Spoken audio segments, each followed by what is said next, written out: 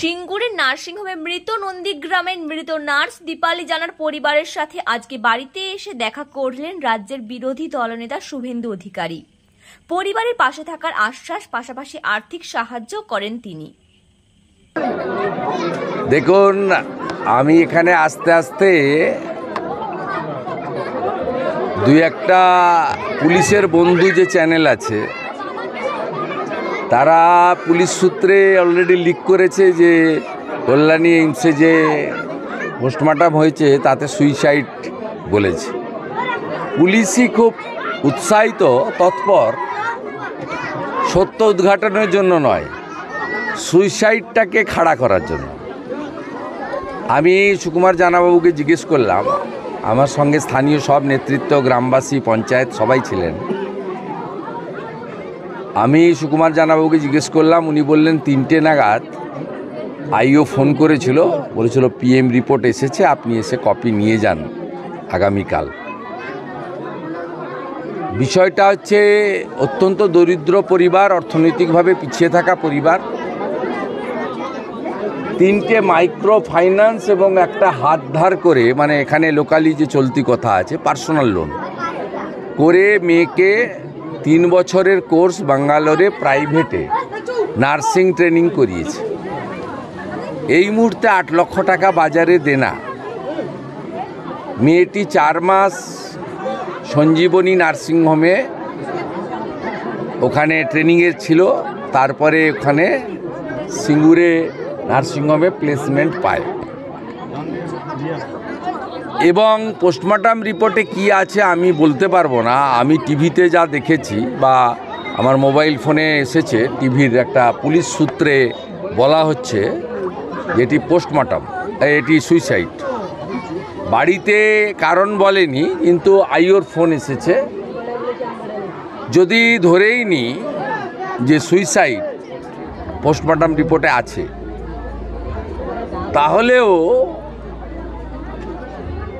অত্যাচার, উৎপীড়ন এবং প্ররোচিত করে কার্যত বাধ্য করা হয়েছে এই মেয়েটাকে এই অবস্থায় নিয়ে যেতে।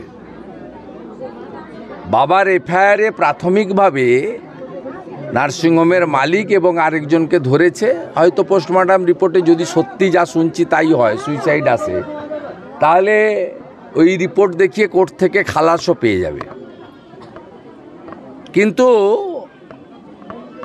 এই বোনটির সঙ্গে, এই কন্যাটির সঙ্গে কোনো কারোর কোনো ঝগড়াঝাটি বা ভাব ভালোবাসা ছিল এমন কোনো তথ্য বাড়িতে কিন্তু তিনি দেননি।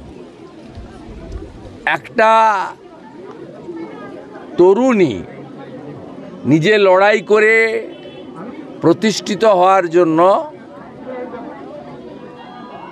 তার যে স্বপ্ন ছিল সেটাকে সে এইভাবে নষ্ট করতে পারে না, এটা আমাদের বিশ্বাস।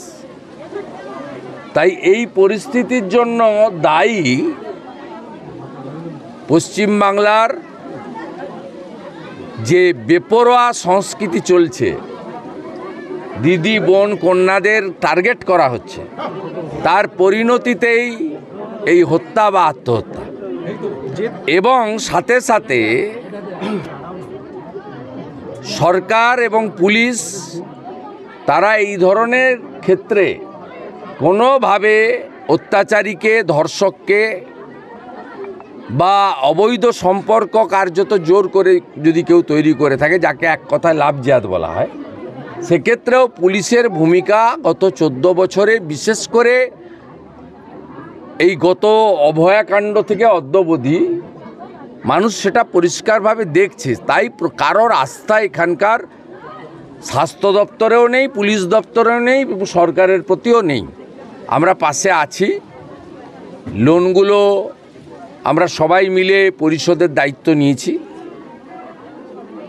এবং সেটা আমরা বলেছি প্রাথমিকভাবে করা। এবং মেয়েটি যখন বাবা বলছিল যে আমি তো এত টাকা দিয়ে তোকে পড়াতে পারবো না, বলেছি তুমি লোন টোন করে আমাকে পড়াও, আমি জেএনএম হয়ে সব টাকা শোধ করব এবং ওর ভাই উচ্চ মাধ্যমিক পর্যন্ত পড়েছিল। পরিবার এত অর্থনৈতিকভাবে দুর্বল, কলেজে পড়াতে পারেনি। বলেছিল কলেজে বাবা তুমি আর পড়ানোর চেষ্টা করো না, কারণ পশ্চিমবঙ্গে চাকরি হবে না।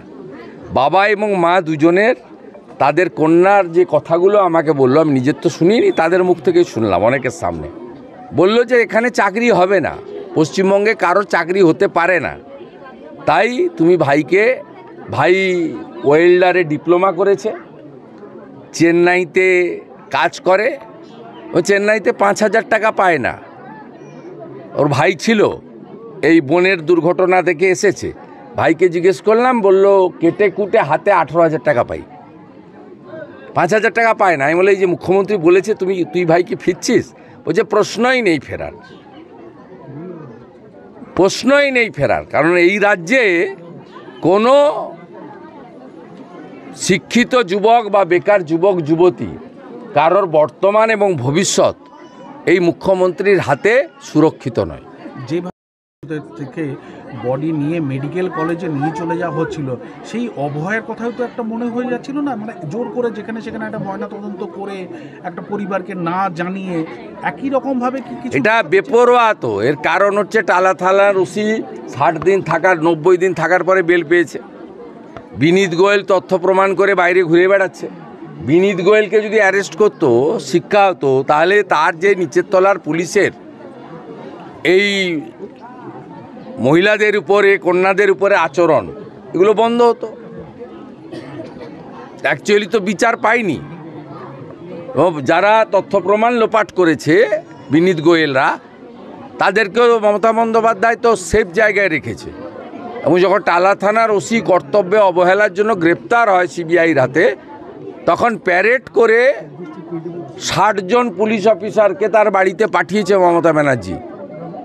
জয়েন্ট সিপি মর্যাদার, ডিসি মর্যাদার সব আইপিএসরা গেছেন প্যারেড করে, গিয়ে বলেছেন আমরা পুরো পশ্চিমবঙ্গ পুলিশ, মমতা পুলিশ আপনার সঙ্গে আছি, ভয় পাবেন না।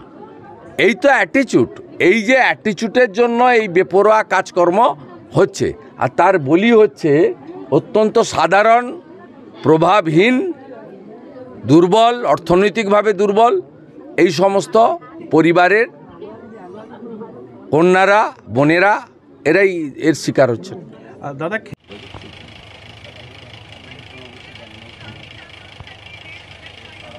ব্যুরো রিপোর্ট, বাংলার কথা।